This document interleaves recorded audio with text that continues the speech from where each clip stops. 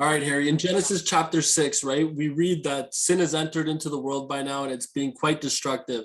And God, he grieved that the fact that he made man. How could we explain that to anybody that God grieved? That would almost imply that he didn't see this coming. What do you think? Yeah, let me read that verse. Genesis 6, verse 6. It says, "The Lord was grieved that he had made man on the earth, and his heart was filled with pain." And the next verse, it says, For I am grieved that I have made them." First of all, how do we know that God thought this? It doesn't say that he said this. It said that he thought this, that he was grieved. How do we know that?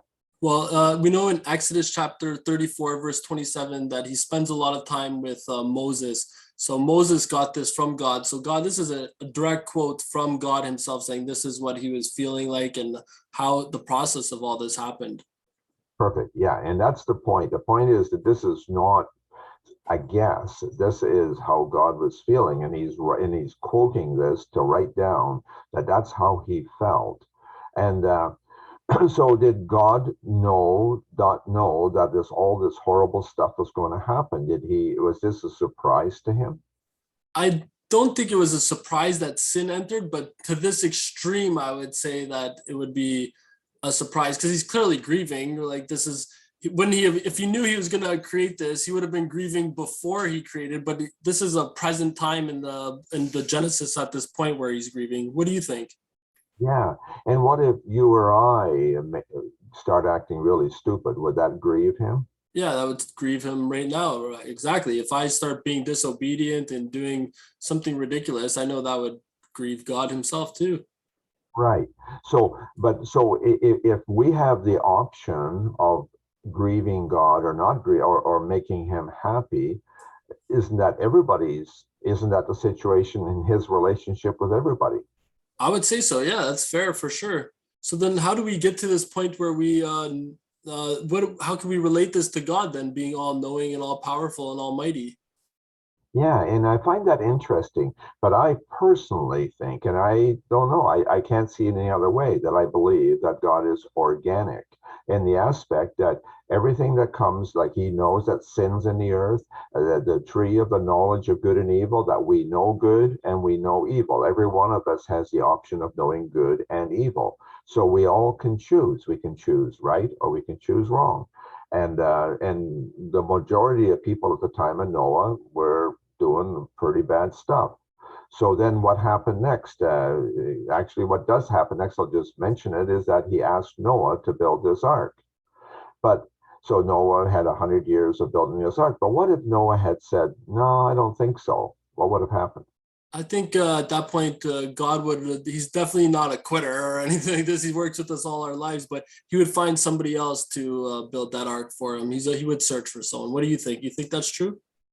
Yeah, and we don't even know. We've already asked somebody else before because he's asked every one of us to be in obedience to him. So Noah took the challenge, and Noah was a wonderful man, did the job and everything that God asked him to do. And God provided the strength and the courage and the finances and all these things so that he could accomplish this. But, but and as we think through, God, I believe, has a plan B. If the first person doesn't take the job, the second one does, and we will, So then, we have this. We see the same thing in the journey with Moses. God asked Moses to take the people of Israel out of Egypt. Moses hesitated. Why don't you send somebody else? And God says, "Yeah, I'll do that, but you smarten up and you go too. I'll send your brother. The two of you can handle this."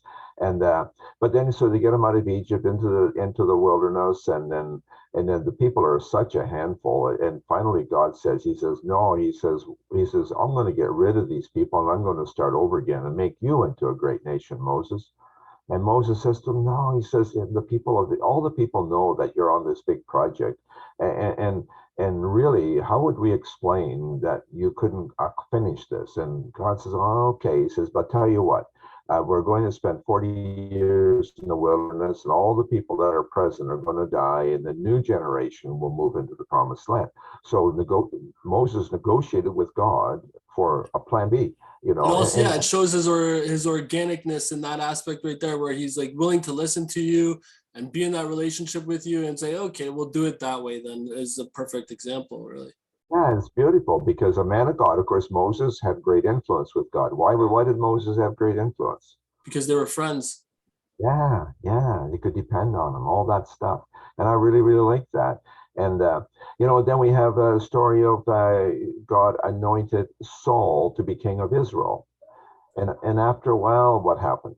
Well, he started off strong, right? And he was doing some things, and then next thing you know, God actually said, like another example, he says, "I regret making Saul king," and he was grieving in an aspect in that way, just the fact that he made Saul king, and from right after he found somebody else, which ended up being King David, but that's a whole other story. Yeah, and Saul he was a halfway man. He kind of did what God asked him, but didn't do it properly. And God says, I can't work with that. And then of course eventually Saul got to be the enemy of God, really, really turned bitter. But and then David made a few mistakes. He always patched them up, and God was really pleased with him. And then he eventually allowed him to be the forefather of the Messiah, of Jesus. And so, you know, it's kind of an interesting perspective. Not that I have a great, you know, I find that interesting because as you think about it, what is prayer about, Justin? It's about being in a relationship and pleading with God your case and talking to him, and I would also go to the extent of saying getting to know God too on the other end. And also, but I believe that God does change, adjust the outcomes of things based on those prayers. Especially if you have like a genuine heart, you're like, oh, like David, I sinned against the Lord, right? He's like, and that's a part where you're like, oh Lord, I'm so sorry, I did something like this, and he's like, he could be more merciful or gracious to you in those cases. And then I believe that he offers everybody, like John 3:16, he offers everybody the opportunity to participate in this journey. Not that many people take him take him on, but then other people take him on and then they kind of fall by the wayside and they don't follow through. And God says, that's not what I had in mind.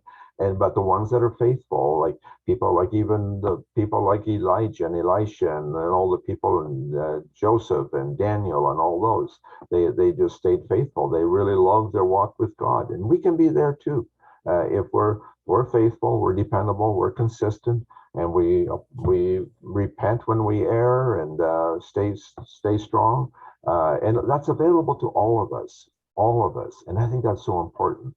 Every one of us can be on the right side of God or the other side, and if we're on the right side of God, God has a plan for us, and that plan is His plan, not our plan for Him to bless it.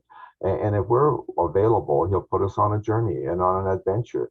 And that adventure, we have no idea what tomorrow brings, but he'll help us find our way through.